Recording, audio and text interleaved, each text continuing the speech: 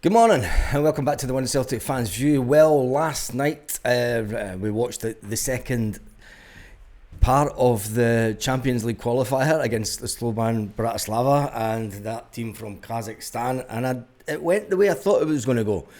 It was going to be a close game the second half. For me, Slovan Bratislava were lucky to end the first game 1-0. I'll be honest with that. I did say at the time the Slovan Bratislava keeper was absolutely phenomenal. He made about 10 in the first leg. He made about 10 really good saves.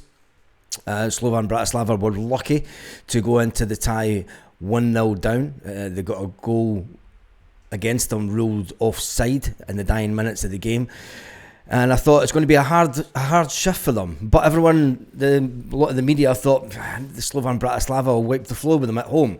Having watched the first game, the second game went exactly the same way as the first game. They nullified each other out. Now, Celtic will travel the 8 or 9 hour journey that it is to Kazakhstan to a ground that is only 2 hours away from the Chinese border.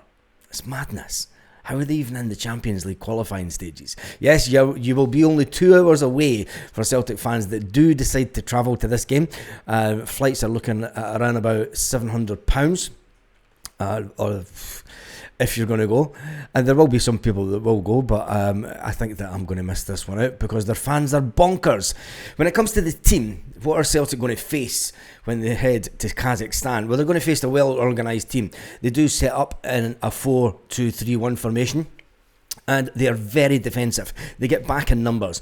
At Celtic Park, it'll be like a SPFL game, and that's the honesty of it. Celtic will need to score at least 3 or more goals at home because they will have a good goal on their home patch. The fact that they are playing second in the tie at home, Celtic will need to make sure they get the business done at Celtic Park. I'm taking Celtic to score 3+ goals in the first tie.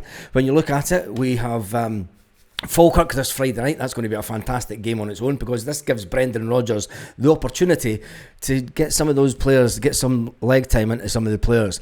A bit like Paolo Bernardo, Luke McCowan, Arnie Engels. I think they'll all start in midfield, and I think that there'll be some changes in the defence also because Celtic will want to go into this long journey.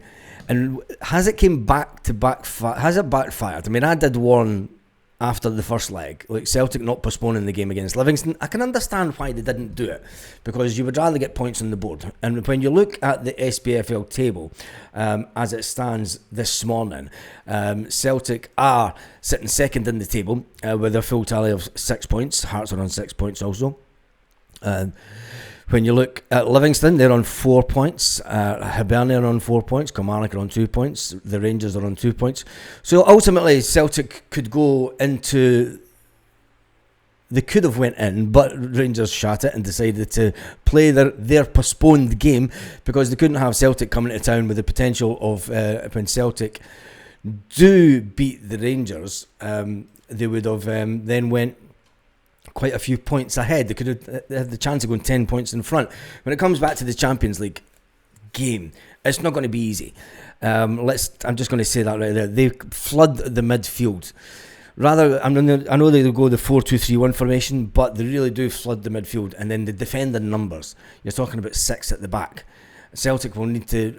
We've seen it before. We see it every week at Celtic Park with teams going 4, 5, 6 at the back. They're going to do that. It's up to us to break us down with speed. Dyson Maeda, James Forrest will be paramount that we hit them, try and drag them out and hit them on the break as much as we can. They tried to do the same. The Slovan Bratislava game, it was dogged in midfield. And there's one thing. The game last night, Slovan Bratislava had something like 27 fouls, where the Almaty team had 24 fouls. That tells you how the game went. They do like putting in tackles. I'm glad Slovan Bratislava didn't get through because, in one sense, because their keeper is the better keeper. But they lost out in penalties, which says it was a close game. It was anyone's game for the taking towards the end of the game. If anyone had got a shot on target, it was going in. Celtic go into the game as favourites, as the seeded team. Do we have enough? It is the 13th of August. We do have until tomorrow to get players in for this Champions League game. Will Celtic do it? Will Celtic dive into the transfer market, or will the directors have been sitting watching that game last night? I know that Brendan Rodgers would have been sitting watching it. Paul Tisdale would have been sitting watching it. And they will think, and the board will think, yeah, we've got enough to get past this team. But be wary. There is warning signals. There's red flags all over this game. Celtic have been... I mean, I know that we went to Kazakhstan a few years ago, and we come out to the better. It's a 24,000 seater capacity stadium. It's been full. I mean, it was full the game that I watched. I think it was full the other games that they've played in the Champions League. They're very, very vocal fans. The good point is, I've been told it was around about 40 pence a pint if you do want to go, if that's your thing. But the coppers over there, being only 2 hours away from Japan, well, let's just say that they'll be probably worse than the Spanish place. Anyway, Callum McGregor, James Forrest are, and maybe even Kieran Tierney would have. He would have played the last time that we went over to Kazakhstan.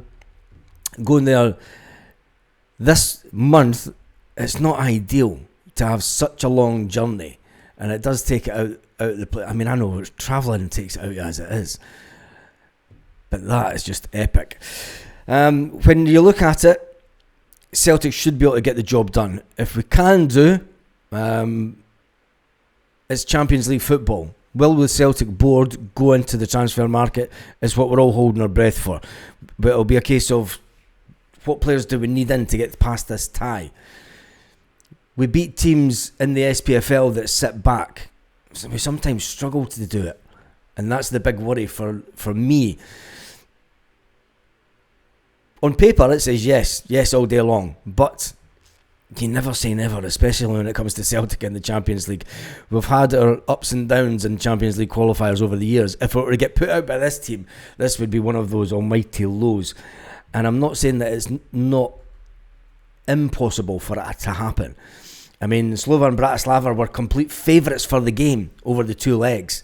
And when you watched it, Slovan Bratislava, and I tell you one thing, if Celtic are still looking at the Slovan Bratislava striker, forget it, because he's no better than Adam Ida, in my opinion. He might have been brilliant in the Champions League last year and brilliant against us, but David Strelic offered nothing. The header that he tried to get on target last night, Adam Ida could have done just as good. I think that Celtic have definitely been put off on that one. But anyway, we will wait and see. We have an important game this week in the Premier Sports Cup. It gives Brendan Rodgers that opportunity. Friday night kickoff. What could go wrong with that at Celtic Park? Nothing. It will be absolutely fantastic. How many fans will turn up? Well, Celtic have around about 25,000 tickets on the home ticket cup scheme. And I know that a lot of people have automatically had their money taken out for that already.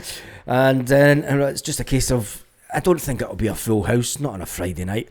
A lot of people would have to take time off work, especially coming over from Ireland and such like. And well, we'll wait and see how many folk fill the stadium this weekend.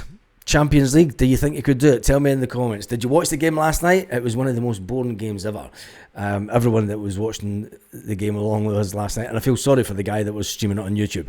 That's why you don't show football live, because his channel just got taken down completely and he'll never get it back. So that's why we don't show live football on YouTube, because the powers that be don't like it.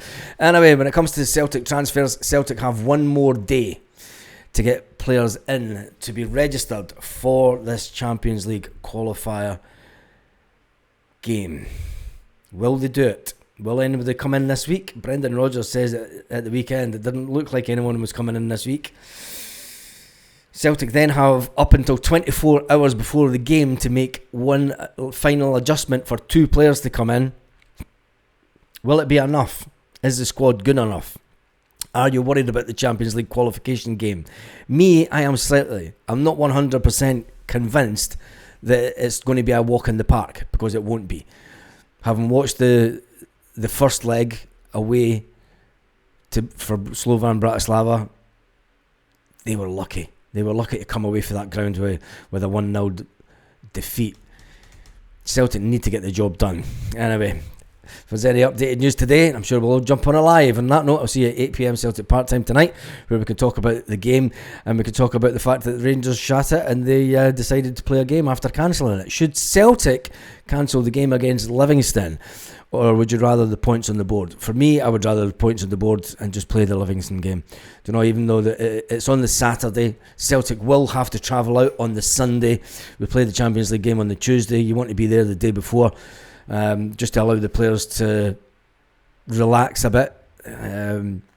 If they fly the day before and then play on the Tuesday, if they fly on the Monday, it's a long journey to then play the game on the Tuesday. You would hope that Celtic would fly out on the Sunday. Anyway, someone's got an important decision to make, and Brendan Rodgers was giggling at the fact when asked, who would you rather play? Well, I told you it wouldn't work out, and it didn't. Have a fantastic day, Celtic fans, wherever you are, all around the world.